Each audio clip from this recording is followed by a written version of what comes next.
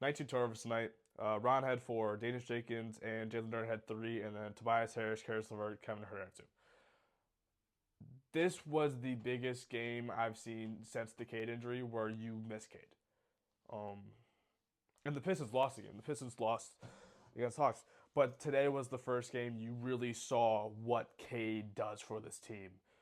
Not just from a scoring end, not just from a defensive end. It was from a pace end. It felt like obviously the Pistons won this by 22, but it was a close game until the fourth quarter, basically. I mean, Pistons were out double digits for a decent amount, but Timberwolves were always one step from making it back into a very, very close game. And it's just because the Pistons kept having turnovers, and it wasn't. I mean, they would get the stop, and then they would just rush down the court, and it would be what do I have to do now? What do I have to do now? They're not pacing themselves. They're not pacing the offense. There's a decision making, and it caused many, many turnovers, back to back turnovers from multiple players, and that's something Cade is great on. Cade is great of controlling the pace, saying, "Hey, we don't need to push the ball. We don't need to sprint down the court if it's not there. Every single time, you can take the ball and hold it. You can take the ball and slow down the offense. Try to work for better shot attempts, not try to force everything, not try to force every pass you can. Because a night like tonight, 19 turnovers against a good team with that's well, Timberwolves are a good team. Not saying that, but against a healthy Timberwolves team, 19 turnovers would not cut it.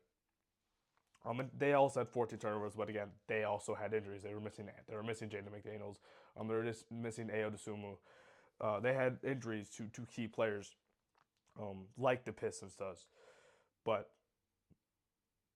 this the pace of this game was well different than it has been in these non-Cade games. I feel like Danish Jenkins has been able to control the pace a decent amount, but today he kind of just took off in the first half and part of the third quarter. He controlled it near the end, but it's just like every time he got the ball in the other side of the court, he would just sprint down, and it would cause the other players to overreact, the other players on the offense to overreact.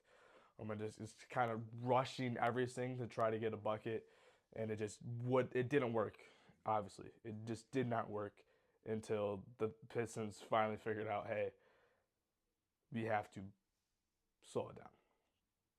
And at that point, offense became better, which led to better defense, which then led to better offense.